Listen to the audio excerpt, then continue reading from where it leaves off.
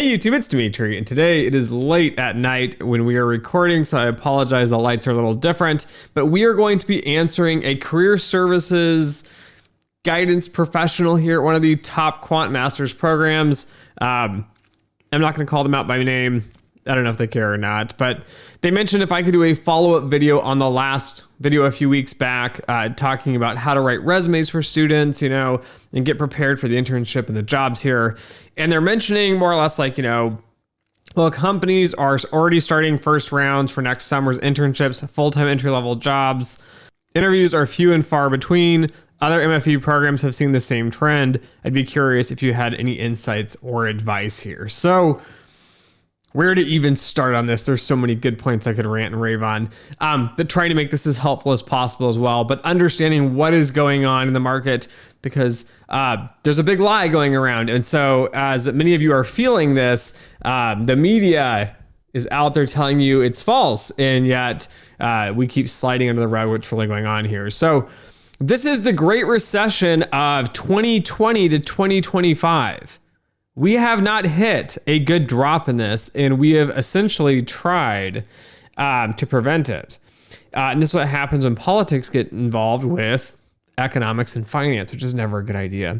But what's going on here? So COVID hit 2020, government pumped in tons and tons and tons of money.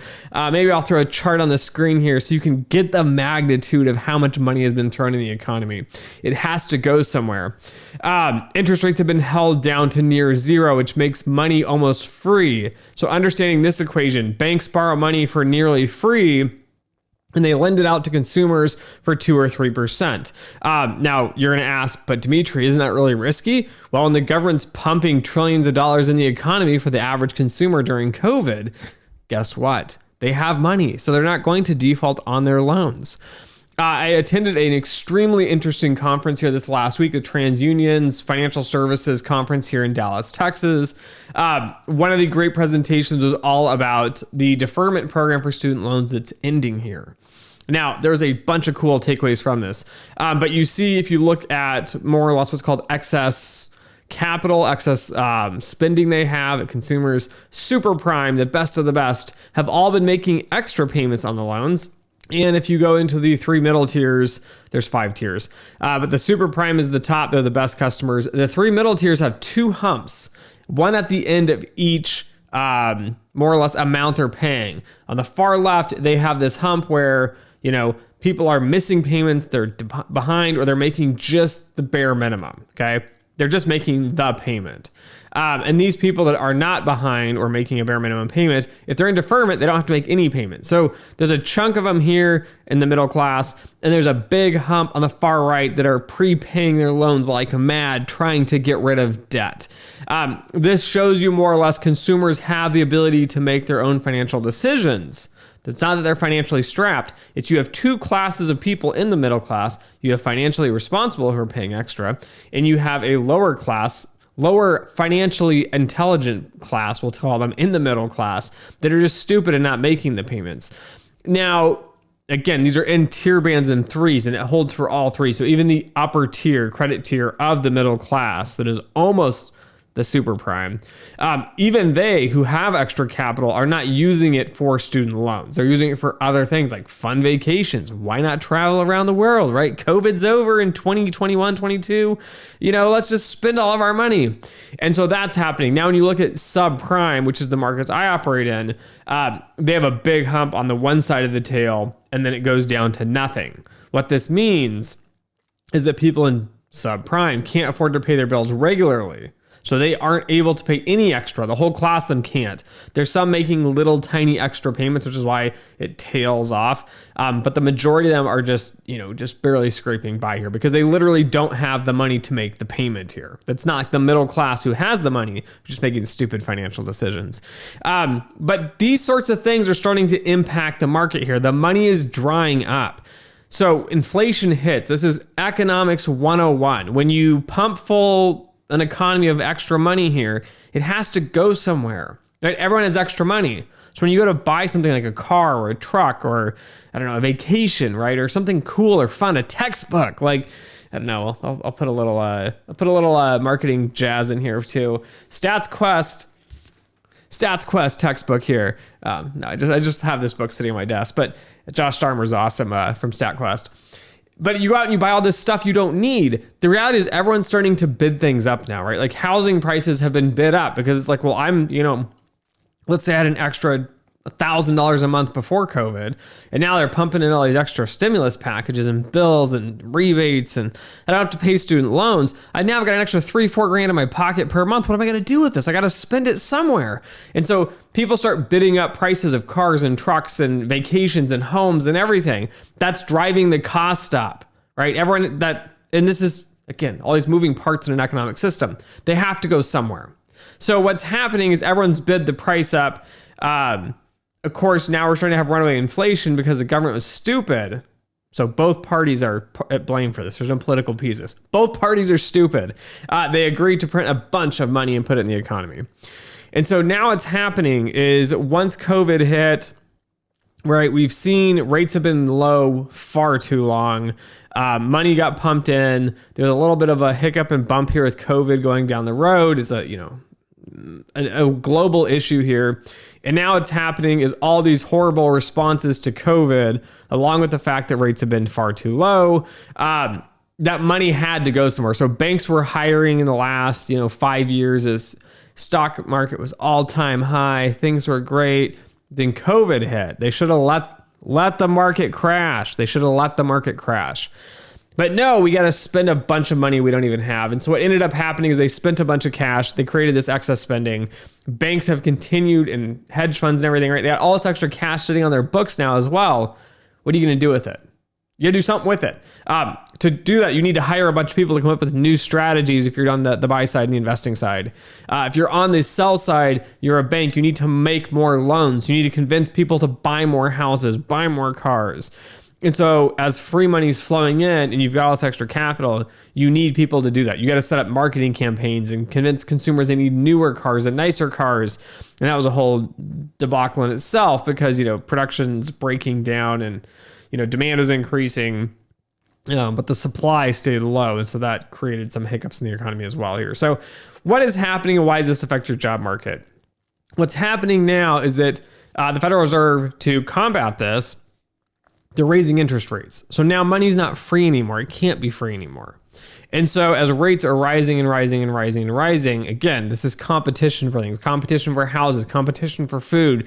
This is supply and demand rebalancing in this economic conundrum here that we've been put in from great governmental implementation of, a stimulus package here. So what's happening is our supply and demand shifting up. It's moving out. And so what's going to happen is all those dollars getting sucked up and CPI, the inflation index, is going with it. Well, to combat that, we're now increasing rates, which makes things more expensive, which means when people go to buy things, they become more expensive and the economy rebalances here. Now, they have to get in front of this. They have to keep raising rates. When you do that, the cost of funds for a bank or an investment fund like a hedge fund, you borrow money from one end. So whether it's from the government, from deposits like SVB when Silicon Valley Bank went under, they had all those deposits on book that they wanted. They needed to use those deposits then to make investments. Well, what happens is if you borrow money from other banks or from other institutions, so many companies and firms that are growing and making things happen, they've got to borrow money from a bank. If you can borrow it at 1 or 2%, you can turn around and give a really good rate at 3 or 4%. And at the end of the day, if money's cheap, right, you can make a lot more products, a lot more loans. You got to hire a lot more people to do all this. That's why the markets had been booming up through 2020. Now, when COVID hit, it added a little bit of a weird dynamic we've never seen, which was now everyone's at home. So now we're buying laptops and sending them to employees and putting them remote, and that's been fine. And then the return to office has been a complete disaster across the board. I've been talking to a few people not even in the industry. People have just been working. And there's this weird shenanigan where it's like one guy is talking to who's like, yeah, I have to, check in once a week or twice a week or whatever. So he literally drives down and parks his car, walks in the building, scans the badge, walks around a few times, scans 5 or 6, check-in. So HR will check the box, not harass you. And then he drives home. Another guy I was talking to is saying, People come in for like half days. They come in like a little bit late in the mornings. They scan in, and then they're there for the day, the morning-ish. They scan in and out. They get some work done a little bit here and there. Talk to some friends, whatever, and then they scan out at lunchtime and just never come back. So again, working from home's failed as well. But all these sorts of things have kind of built in this weird dynamic where we were hiring, and then COVID hit, and we started to slump. Excess money was coming in. There was more capital, which was fine. Then a lot of it started getting sucked out. Then CPI started hitting. A lot of the banks had already seen this coming. And so scaling back started in about 2021. So if you start looking, go to Google. Look at layoffs, Goldman Sachs, Wells Fargo, I think Bank of America as well. I think JP Morgan, every large bank has been laying off. Citibank just announced again, I think it's like the second round of layoffs here. They laid off, I think, a few years ago as well. So 2021 was layoffs, 2022 was layoffs, 2023 we're seeing more layoffs. Everyone's laying off because what's happening now is money was cheap, now it's becoming expensive, right? When money's becoming expensive, there's less business. You need less employees. Again, they want to hit earnings as well. So now if money is getting more expensive, we got to cut costs somewhere else. And we're not doing as much volume in business, and things are drying up, and people aren't buying houses as much. So if you haven't been paying attention, the housing market's coming down here. So the market is just in shambles. This is chaos in general here. This is just part of being alive, right? This is just part of the world. Like, you just got to learn to deal with this a little bit here. But I want to point out a little bit of a trend I've been seeing here, just to give you guys an indication of where to apply for internships or full-time jobs here as you're graduating. A bunch of recruiters have been hounding on my door to, Dimitri, come hire a bunch of people. And even if you don't need to hire them, let's be friends. And, if you need to hire someone in the future, let me know, and I'll help you out here. I'll charge you 10, 20, 30% of their salary. But as I'm looking through these candidates, I just wanted to point out a trend I've been seeing with this, which is there's a candidate, again, MIT, Carnegie Mellon Education, and they work at a capital management firm. So candidate one. Second candidate works at Millennium Management. Again, worked there in the past. I'm not going to say the schools on these ones, but they've got a fancy quant finance master's. AQR Capital, again, looking for more work. And again, they have a fancy quant master's and a top university from their home country. Again, another one, a student, 0.72, and a bunch of other capital management experience. Another candidate, another quant researcher at another strategies kind of capital management firm here. And again, you go down, PhD, master's, and bachelor's, of course, one in the US for the PhD. We keep going on here. We have another one, right? FRM candidate, right? This is risk management here. They work for Citadel, not surprising. So another Citadel one. And again, you look down at the education section in another master's here. And then we go and we look at more candidates, and it's again, asset management with more quant education backgrounds. Another candidate with another Citadel structure, and another candidate, from BlackRock. So interestingly enough, you didn't hear any banks really come up in there, right? Every single candidate I've been getting pushed across my desk has consistently been on the buy side, and it's been all the big names. It hasn't made the news, but I think they're doing layoffs, or there's been cuts behind the scenes. I don't keep up with the buy side as much, but it seems like a lot of people on the buy side are trying to get out. I don't know what's going on with this. My speculation with this is that either there's layoffs and they're reducing staff, or the market's starting to tank and their bonuses are going to be next to nothing. So what's happening is they're trying to reposition a little bit and find a better firm or a different job here. Again, they're emailing me. I don't hire these sorts of people here. So some advice here when you're looking for jobs.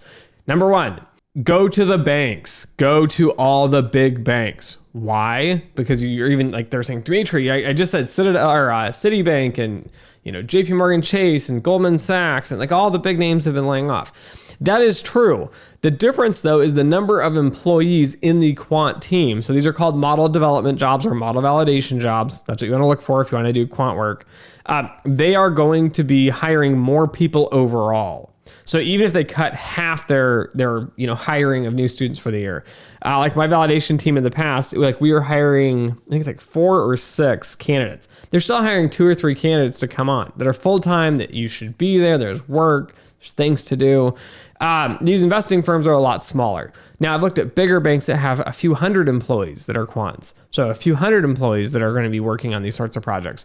There are a lot more quants on the sell side. Banks hire a lot more candidates. Another student recommended to me recently too. They said they were out applying for jobs and they're applying in a buy side fund, said, go get some experience on the sell side, like have them train you and do all that nonsense and then come back in a couple of years and then we'll look at hiring you.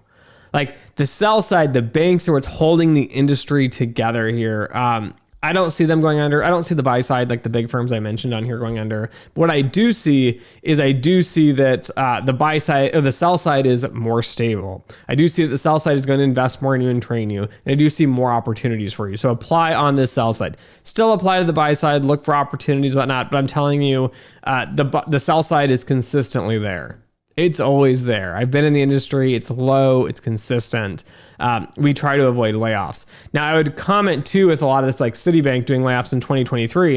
A lot of banks did them earlier in 2021. A lot of firms have been trying to prevent layoffs, meaning we know it's going to cost us a little extra money. We don't want to rehire people if the market turns a bit. And so they've been holding on and holding on and holding on. And many firms, they can't hold on. That costs are getting way too high. Revenues really dropped, and that's what's going on with that. So make sure you're applying on the sell side. That's my first piece. My second piece here is if you do get an interview, make sure you know the resume. Like, be excited to talk about it. The one thing I always interview for is I want to know like what projects you've done, what classes did you take, which topics do you enjoy. I typically make people go through model development. So I look at your resume and I figure out, okay, you have this model listed a few times. You probably should know this inside and out. And I make you walk me through that model development process. Like, how do you clean the data in prep and what are you looking for? And how do you define the dependent variable? And how do you do variable selection? And how do you select a final model? And how do you do testing with that? And I go through like, what if these assumptions fail, right? I want to see if you know what to do when they fail and the world's not perfect. That's what I want to know. And I'm really interested to talk to people that, that can do these sorts of things and talk about the problems and the issues. I think this is the number one fail point is students think I'm looking for a perfect candidate that's like a textbook and is going to tell me all the answers. And this leads me to another weird topic kind of with this, which is that a bunch of people ask me like, Dimitri, what textbook would you use to solve this, that, or the other? What textbooks do you use for like your daily job? Often I'm not using a textbook. I'm just mentally linking together ideas. And I'm sure, these ideas come from a textbook, but it's like 12 textbooks or something. I'd have to start going through the nuanced details and have a business person who doesn't know this, ask me a bunch of questions about how I got to that idea so I could pull them out. But when you do the studying for this, right, when you do these exams, like I want to see that you struggle and you can bring ideas together from a bunch of different pieces. The thing I do not interview for, so at least I don't do it. I don't care if you know the Black-Scholes. Like, I get it. You got a quant master's. I hear this all the freaking time. I don't care. Okay. I just don't care. Do something interesting. If you're going to do like a volatility model, be able to explain the statistical and mathematical assumptions, the issues, the problems, how things work together. This is where you fail interviews. So let me tell you, I'm the king of failing interviews here. I failed so many interviews. I applied for hundreds of jobs when I graduated grad school, and I failed all of them. And I was too embarrassed to do mock interviews, which is another point. Do mock interviews with your friends and your university's career services here, because I, as an American, fluent speaking English American, was like too nervous. Like, I don't want to do a fake interview. I'll look stupid. It's embarrassing. Like, I've got this. I'm just going to do the interviews. And I failed interview after interview after interview. And at the end of the day, I wasted a ton of opportunities at a bunch of great firms. All because I was just too nervous to do it here. Now, if you're international, right, you have a language barrier, you have more of a reason to be nervous for that, I guess, right? You're like, it's not my first language.